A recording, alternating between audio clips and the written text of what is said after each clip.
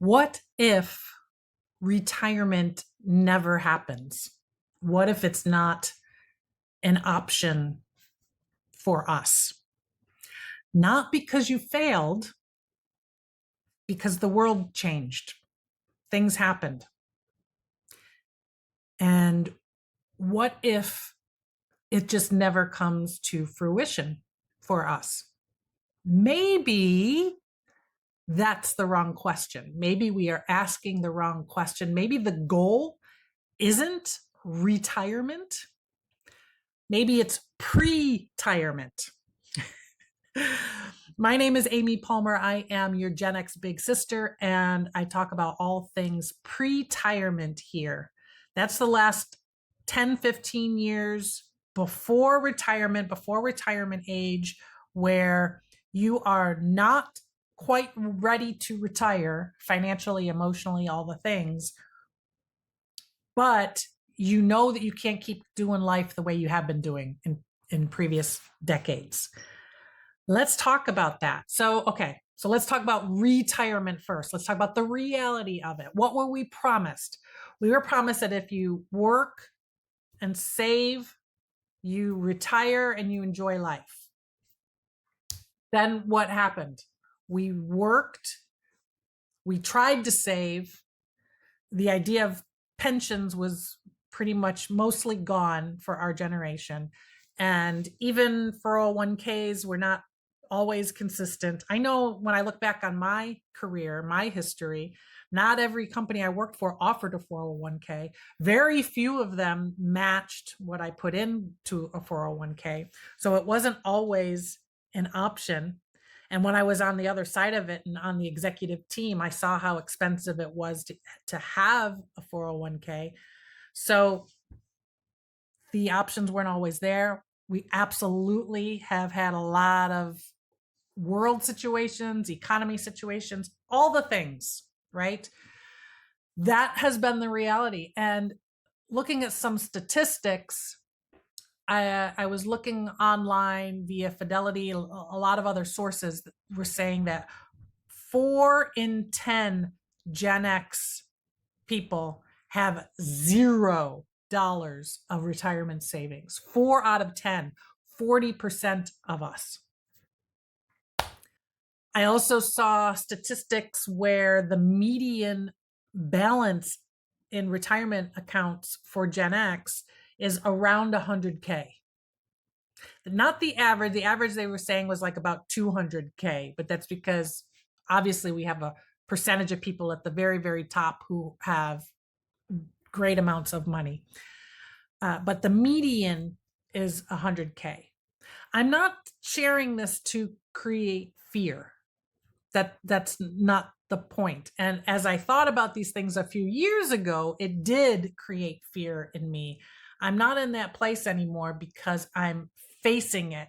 I'm facing it face on, full on, with my full chest of here's the reality, here's where I am, here's what I need to do.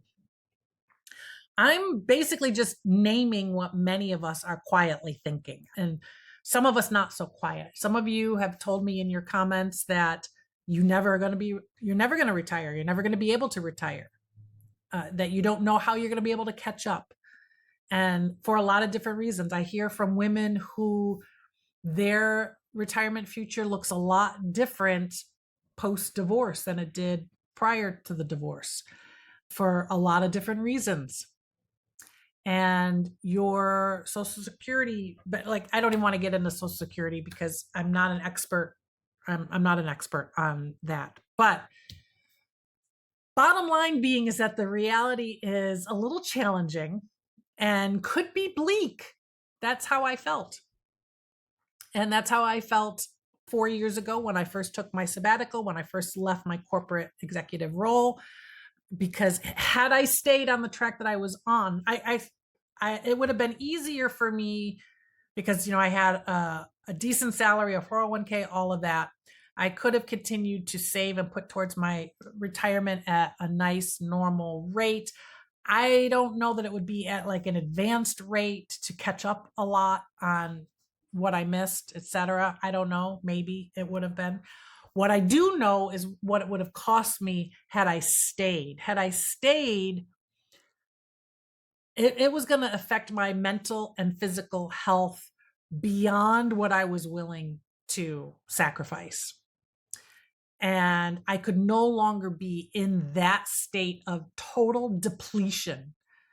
I felt just empty, exhaust is not even the word. That's why like depletion. I was completely depleted and empty. And looking ahead, I got no joy out of looking ahead, planning for the future, thinking about what's coming up next. I had none of that joy. And through my entire journey, through the sabbatical and then after, and then launching the podcast and the people that I talked to, the things that I learned, I started to have more and more clarity around finding the joy and enjoying the day and just really being in alignment with your values and what you enjoy doing.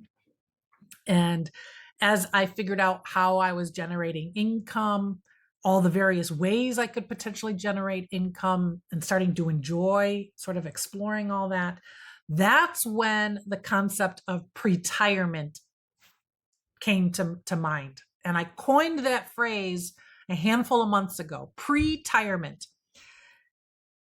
I wasn't trying to retire because I'm not ready to. I was trying to recover. I was trying to get past the burnout. I was trying to get past the autopilot and the exhaustion. I needed language for the space between hustle and grind and go, go, go, and just keep doing it as you've always been doing it, and retirement and not working at all and just enjoying a luxury life. There was this space that I had to create in between because that's where I needed to sit and that's where I needed to be. And that's where pretirement was born. So let's talk about the differences between retirement and pretirement. Retirement means that you stop working. And maybe you're volunteering, maybe you're doing other things. You're definitely keeping busy still, but you're not earning income. You're living on savings. You're focused on leisure and enjoying yourself. Wonderful. That is wonderful. And if that happens for me, I'll be very, very happy that that happens. I'm no longer counting on that happening. Pretirement, you're still earning, but you're earning in a way where you still have a lot of freedom, a lot of flexibility. You're tied more closely to your purpose. You have more alignment. So pretirement isn't about stopping work.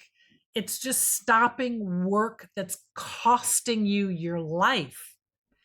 It's stopping work that is depleting you. That's what pretirement is about.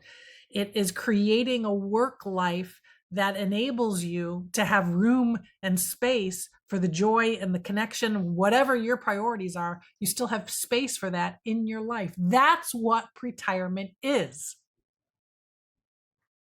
It's not early retirement.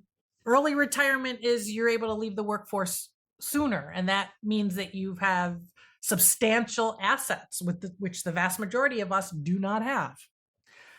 Pretirement is just redesigning your relationship with work, your approach to work, and pretirement, designing it that way, that can work for decades. That can go on indefinitely. Early retirement, you're asking yourself, how soon can I stop working? When can I get there? And pretirement, you're asking, how can I create work that I don't need to escape from? How can I create work that I don't need to escape from? And it's not partial. Pretirement is not partially retired, or I've heard other terms. It's not that. Partial retirement is like you're working fewer hours, you're doing some work. Pretirement, you're reimagining it. You're reimagining what you're doing and how you're doing it. If you're changing the design of what you're doing and how you're doing it and how it impacts your day to day, all of those things. Nobody told me all this. This is stuff that has unfolded for me over the past 4 years. And it unfolded step by step very clearly.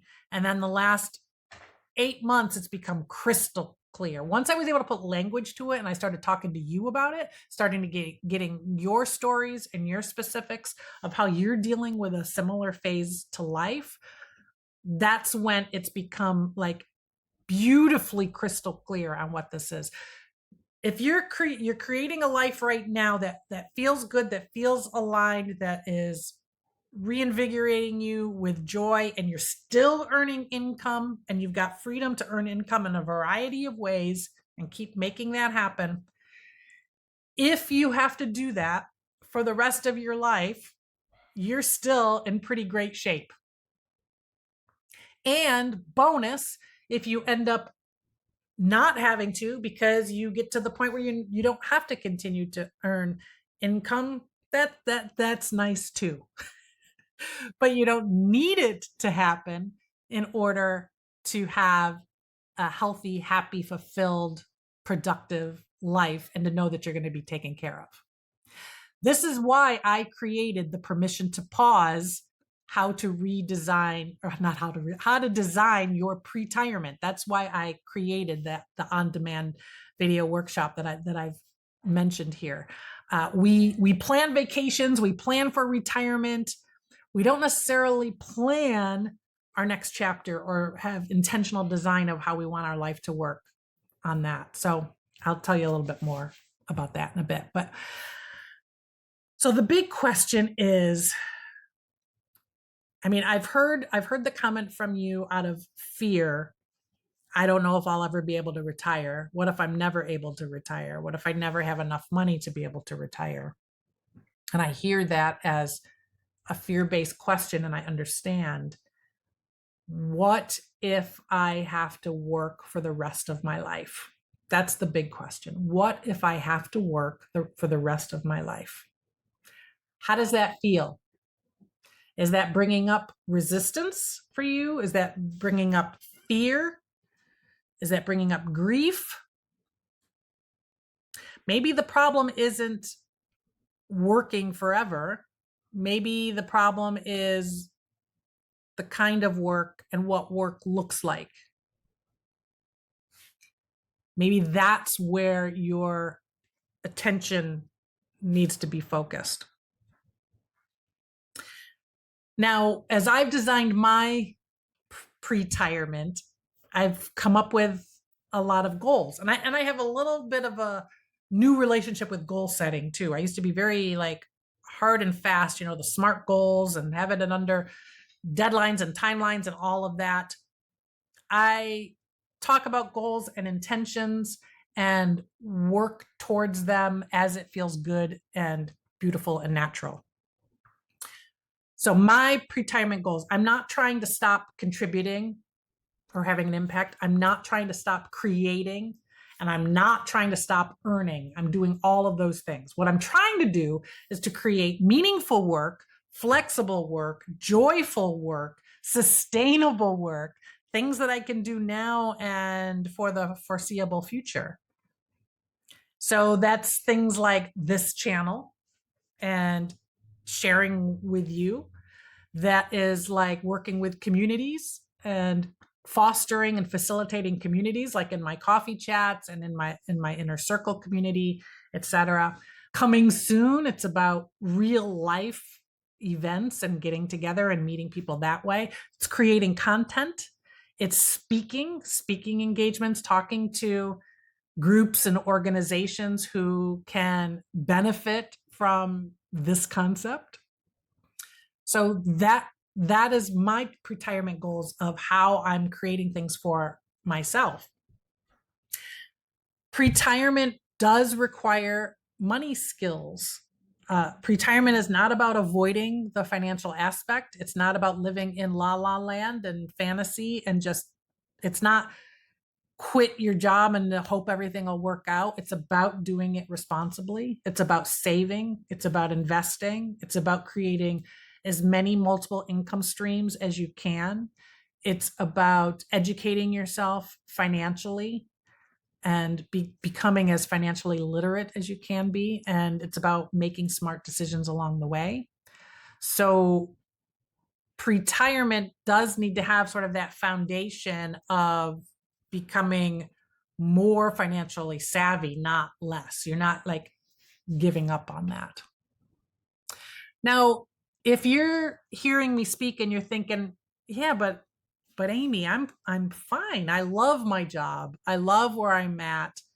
And I'm doing great with my savings. I'm on track and on target to retire at 62 or 65 or 67, whatever that number is. And I'm okay with that. And everything is working exactly according to plan. And I say, that is wonderful. That is fantastic. Keep doing what you're doing. No judgment. I'm rooting for you. I mean, I think that that's wonderful. Pretirement also doesn't mean that you're leaving your work.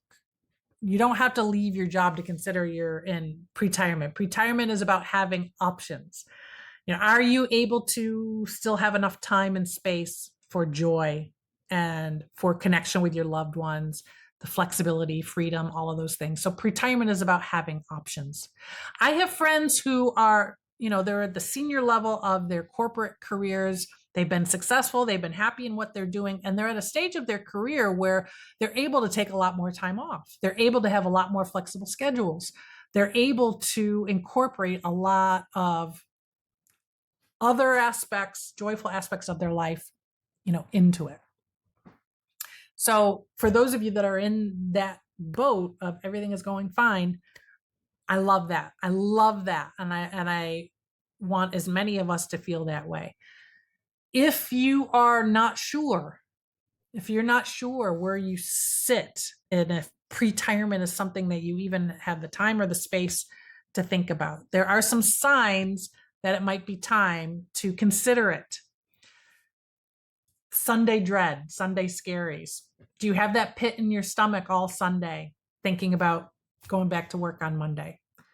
Do you feel burnout?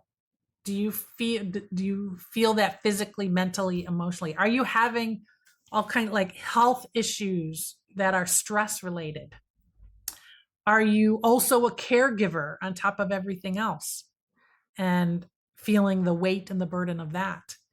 Are you consistently worried about getting laid off?